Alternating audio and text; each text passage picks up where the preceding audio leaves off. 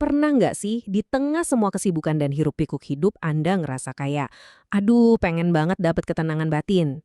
Nah, hari ini kita bakal ngulik sebuah praktik spiritual kuno yang mungkin aja jadi jawaban yang selama ini kita cari. Pertanyaan ini saya yakin banyak banget yang ngerasain ya kan? Di zaman yang serba cepat ini, rasanya cemas, stres itu udah kayak jadi bagian dari rutinitas harian kita. Oke, biar lebih terarah, ini dia peta perjalanan kita untuk pembahasan kali ini. Kita akan bahas satu persatu, mulai dari masalahnya sampai ke solusinya. Oke, kita mulai dari sini. Jujur aja, menjaga kestabilan mental itu perjuangan yang nyata banget buat banyak orang sekarang. Perasaan kesepian, kurang pede, atau ngerasa stuck, itu udah umum banget kita temuin. Nah, tapi ternyata ada loh solusinya. Ini yang menarik. Banyak studi nunjukin kalau puasa Senin Kamis itu bisa jadi cara yang efektif banget, baik buat mencegah maupun buat ngelola masalah kesehatan mental. Inilah inti dari obrolan kita. Oke, sekarang yuk kita bedah lebih dalam lagi. Sebenarnya apa sih esensi dari praktek puasa ini? Apa yang membuatnya begitu spesial?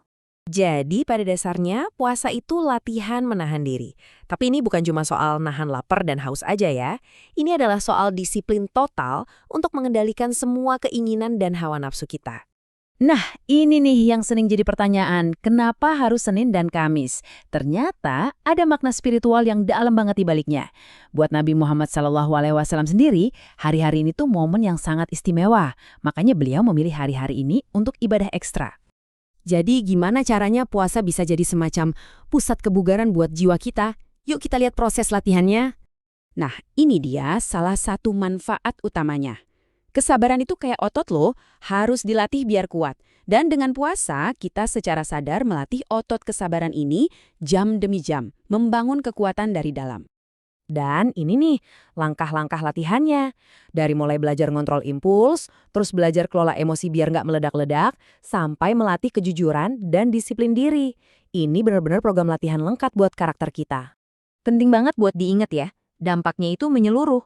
Puasa itu bukan cuma ngebentuk mental kita, tapi juga sekaligus ngasih kesempatan buat fisik kita untuk riset dan jadi lebih sehat. Transformasi yang holistik. Oke, sekarang bagian yang seru. Kita coba jembatani antara kebijaksanaan kuno ini sama pemahaman sains modern. Sebenarnya, apa sih yang terjadi di dalam pikiran dan tubuh kita waktu kita puasa? Nah, di sini kita bisa lihat dua sisi yang saling melengkapi. Dari sisi spiritual, ada rasa pasrah dan berserah diri sama Tuhan yang bikin hati jadi lega. Ternyata dari sisi psikologis, perasaan ini tuh beneran berfungsi sebagai terapi alami yang bisa menenangkan jiwa dan ngurangin stres. Dan ini bukan cuma teori loh, manfaat-manfaat ini tuh nyata dan bahkan udah diteliti. Puasa terbukti bisa bantu kita lebih rileks, lebih bisa ngontrol emosi, dan bahkan fungsinya mirip banget kayak meditasi yang kita lakukan secara teratur. Manfaatnya nggak berhenti di pikiran aja. Efek positifnya ini menjalar juga ke kesehatan fisik kita, menciptakan sebuah efek penyembuhan yang lengkap dan menyeluruh. Kalau kita lihat di sini, manfaatnya itu komplit banget. Mulai dari ketenangan mental, kestabilan emosi, pembersihan jiwa, sampai detoksifikasi buat badan kita. Semuanya dapat. Coba dibayangin, waktu kita puasa, itu seakan-akan kita ngasih hari libur buat sistem pencernaan kita. Jadi, tubuh punya waktu dan energi lebih buat bersih-bersih racun dan memperbaiki sel-sel yang rusak. Efeknya, bisa sampai bikin tekanan darah lebih stabil. Nah, setelah kita lihat semua manfaat luar biasa ini, baik dari sisi spiritual, psikologis, maupun fisik, mari kita tutup dengan sebuah renungan singkat. Jadi, pernah kepikiran nggak kalau jangan-jangan kunci kedamaian mental yang kita cari-cari di zaman modern ini sebetulnya tersembunyi di dalam sebuah kearifan kuno yang udah teruji oleh waktu? Mungkin jawabannya lebih dekat dari yang kita kira.